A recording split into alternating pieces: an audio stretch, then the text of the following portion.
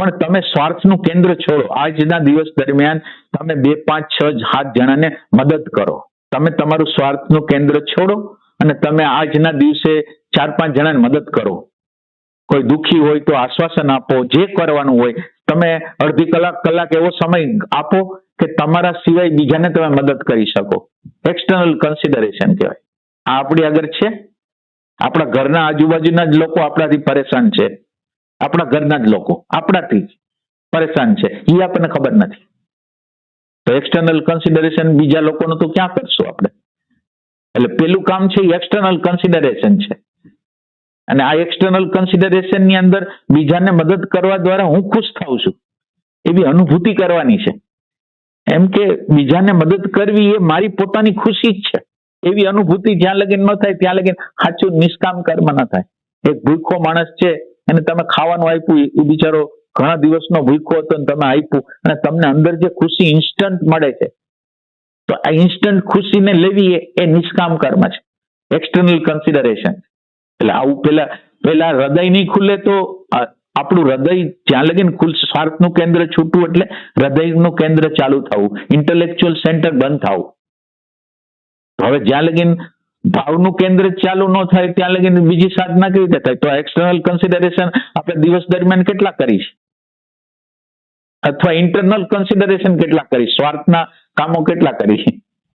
એટલે સાધના શું છે એ હજી આપણને ક્લિયર કટ ચિત્ર જ નથી. એટલે શું કરવું? માનો કે હવે ઓલા આવરણની વાત તો એક બાજુ છે, પણ આ પેલો આપણી અંદર સ્વાર્થનું કેન્દ્ર છૂટતું નથી, ઇરિટેશન. એને લીધે સ્વાર્થના કેન્દ્રને લીધે ઇરિટેશન આવે છે, ગુસ્સો આવે છે, હિંસા આવે છે, લુચ્ચાઈ આવે છે, કપટ આવે છે. બધી વસ્તુ આમાંથી જન્મે છે. કરવા જાય તો તરત અહંકારના ખાતામાં વહી જાય. પેલા કરી તો જો, એમ મૂંઝાવમાં તમે માનો કે તમને અહંકારના ખાતામાં જાતું હોય તો કઈ વાંધો નહીં. તમારી અંદર એક ટ્રેક પડશે કોકને દેવાનો, કોકને મદદ કરવાનો, તમારું કઈક અંદરનું છે એ છોડવાનું. તમે વિચાર કરો, પહેલી આધ્યાત્મિક સાધના અહીંથી થાય છે. તમારા માટે પૈસો આત્મા છે, વસ્તુ આત્મા છે. તમે પૈસો આપો છો એટલે તમારો આત્મા આપો છો. તમે એમ સમજો, અત્યારે તમે કોઈને મદદ કરો છો એટલે તમે શરીર દ્વારા, પૈસા દ્વારા કે ગમે તે દ્વારા તમે જે મદદ કરો છો, ઇન્ટેલેક્ચ્યુઅલ દ્વારા જે મદદ કરો છો, એમાં તમે કંઈક આપો છો. અને આપવાની ક્રિયા જે છે એ ધીરે ધીરે આ આપવાની ક્રિયા છે એ છેલ્લે અહંકારને પણ આપી દેશે. એટલે શરૂ અહીંથી થાય છે, પૂર્ણાહુતિ અહંકારના સમર્પણથી થાય છે, અહંકારના દેવાથી થાય છે.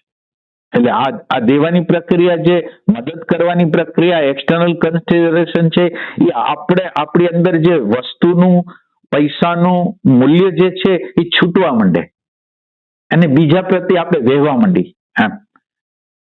એટલે આ કામ કરી શકો. આ સાધનાનો પહેલો પાયો છે નિષ્કામ કર્મ. બીજા પ્રત્યે વહેવું, બીજા પ્રત્યે સેન્સિટિવ થવું, બીજાની કેર કરવી, બીજાને માન આપવું, સન્માન કરવું, એ ટાઈપની વસ્તુ. આ પહેલી વસ્તુ. આ સાધના દરરોજ અડધી કલાક જો કરી ગયા આપણે તો. પછી બીજી સાધના છે. આ સાધના એટલે આત્મા માટે કંઈ કરવાનું નથી, આ અંતઃકરણ માટે કરી છે આપણે. આત્મા માટે કંઈ કરતા નથી. અંતઃકરણની અંદર સ્વાર્થનું કેન્દ્ર જ્યાં લગીન હોય ત્યાં લગીન તમને ભગવાન એટલે શાંતિ, પ્રેમ, આનંદને પ્રગટ કરવાની ઈચ્છા જ ન થાય.